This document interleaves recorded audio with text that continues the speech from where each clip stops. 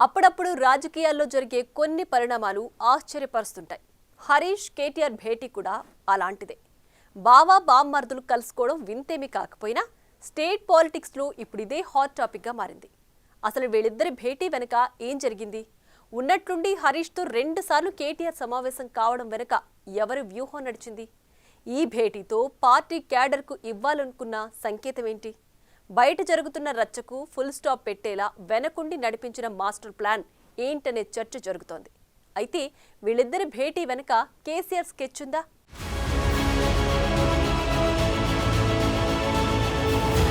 గులాబీ దళపతి కేసీఆర్ కొత్త స్కెచ్ వేశారట.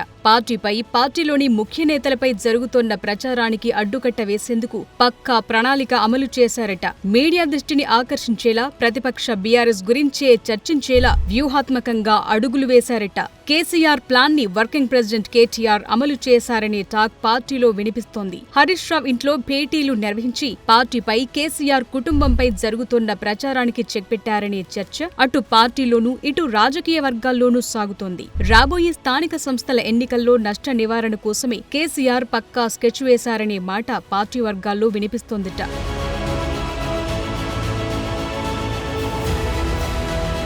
రాజకీయ వ్యూహాలు రచించడంలో గులాబీ అధినేత కేసీఆర్ దిట్ట. ఆయన స్కెచ్ వేస్తే పక్కా సక్సెస్ అవుతుందనే టాకుంది. అయితే పార్టీ అసెంబ్లీ ఎన్నికల్లో ఓటమి పాలైన తరువాత కొంత స్తబ్దత ఏర్పడింది. అదే స్థాయిలో సోషల్ మీడియా వేదికగా అనేక ప్రచారాలు ఊపందుకున్నాయి. ఈ ప్రచారం పార్టీకి డ్యామేజ్ అవుతుందని భావించిన కేసీఆర్ దానికి అడ్డుకట్ట వేసేందుకు ప్రణాళికలు రూపొందించారు. హరీష్ రావును పక్కన పెట్టారని, ఆయన పార్టీ మారుతున్నారనే ప్రచారం విస్తృతమైంది. దాంతో పార్టీ క్యాడర్లోనూ కొంత గందరగోళం నెలకొంది. పార్టీకి నష్టం జరుగుతుందని భావించిన అధినేత కేసీఆర్ పక్కా వ్యూహాన్ని రచించారట. ప్రస్తుతం జరుగుతున్న ప్రచారాన్ని డైవర్ట్ చేసేలా ప్రణాళిక రూపొందించారట. పార్టీ వర్కింగ్ ప్రెసిడెంట్ కేటీఆర్ ని స్వయంగా హరీష్ రావు ఇంటికి వెళ్లి మాట్లాడాలని సూచించడంతో ఆయన వెళ్లారని సమాచారం. కేటీఆర్ వరుసగా 2 రోజుల పాటు హరీష్ ఇంటికి వెళ్లటం, తాజా రాజకీయాలు, పార్టీపై జరుగుతున్న దుష్ప్రచారానికి అడ్డుకట్ట వేసేందుకు సుదీర్ఘంగా చర్చించారు. కలిసి ముందుకు పోవాలని, పార్టీని బలోపేతం చేసేలా ప్రభుత్వంపై పోరాటానికి సన్నద్ధం కావాలనే నిర్ణయానికొచ్చారు. తమ కుటుంబంలో విభేదాలు లేవని, కలిసికట్టుగానే ఉన్నామనే సందేశం పార్టీ క్యాడర్కు ఇచ్చేలా వీళ్ళిద్దరి మధ్య భేటీ జరిగిందనే టాక్ వినిపిస్తోంది.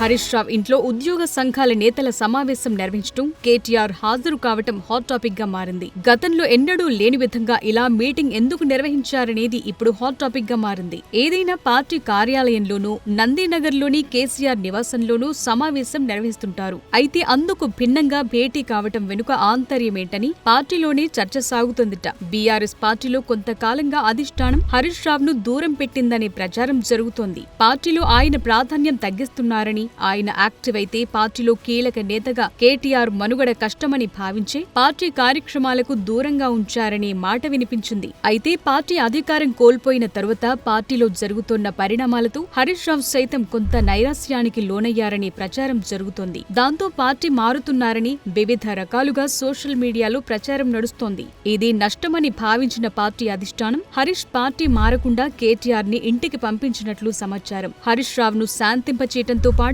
పార్టీపై, కుటుంబంపై జరుగుతున్న ప్రచారానికి కేసీఆర్ చెక్ పెట్టారని బీఆర్ఎస్ శ్రేణుల్లో చర్చ సాగుతోంది. రాష్ట్రంలో త్వరలోనే స్థానిక సంస్థలు, మున్సిపల్ ఎన్నికలు రాబోతున్నాయి. ఈ ఎన్నికల్లో గట్టెక్కాలంటే పార్టీలోని నేతలంతా ఐక్యంగా ఉండడంతో పాటు సమన్వయం కూడా అవసరం. లేకపోతే విభేదాలున్నాయనే మెసేజ్ ప్రజల్లోకి వెళితే బీఆర్ఎస్ పార్టీకి తీవ్ర నష్టం జరిగే అవకాశముందని గులాబీ హైకమాండ్ భావించిందట. భవిష్యత్తులో పార్టీకి ఊహించని నష్టం జరుగుతుందని కేసీఆర్ ముందుగానే ఊహించారని అంటున్నారు. అందుకే దిద్దుబాటు చర్యలకు శ్రీకారం చుట్టినట్టు చెప్పుకుంటున్నాయి బీఆర్ఎస్ వర్గాలు. పార్టీపై, కుటుంబంపై వస్తున్న ఆరోపణల నుంచి ప్రజల అటెన్షన్ డైవర్షన్ చేయటంలో కేసీఆర్ వ్యూహం ఫలించిందనే టాక్ గట్టిగానే వినిపిస్తోంది.